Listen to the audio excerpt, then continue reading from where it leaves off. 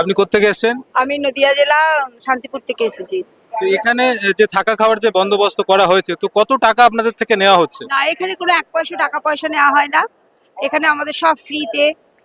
জলরাম, তারপরে লাড্ডু রাম, জিলিপি রাম, হ্যাঁ, তারপরে ভান্ডারা, বিশাল ভান্ডারা, আম, চাউল রাম, সমস্ত কিছু নিশুল, একদম একদম বিনা পয়সায়। তো এই সন্ত রামপালজি মহারাজের স্মরণে আপনি এসেছেন, এর আগে আপনি কি ভক্তি সাধনা করতেন? এর আগে আমি অনেক ভক্তি সাধনা করেছি। আমার বাড়িতে কৃষ্ণ ঠাকুর ছিল, তারপরে শিব ঠাকুর ছিল, প্রচুর ভক্তি আমরা করেছি, কিন্তু তার ফলে কিছুই লাভ পাইনি। শুধু অশান্তি আর ঝামেলা, খুব কষ্ট কষ্ট পেয়েছি আগে। আর সন্ত রামপালজি মহারাজের স্মরণে আসার পরে আপনি কি কি লাভ পেয়েছেন? শরণ রামপালজি মহারাজের স্মরণে এসে আমরা প্রচুর লাভ পেয়েছি, অনেক লাভ পেয়েছি।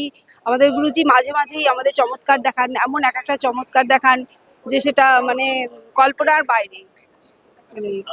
তো এই সন্ত রামপালজি মহারাজের আশ্রমে এসে আপনার কেমন লাগছে, এখানকার যে পরিবেশ?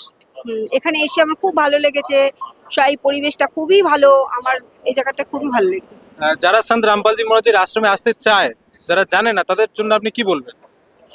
তাদের জন্য বলবো যে তারা যেন অতি অবশ্যই একবার অন্তত সন্ত রামপালজি মহারাজের আশ্রমে আসেন এবং সমাগমটা উপভোগ করেন। ধন্যবাদ। সৎ সাহেব।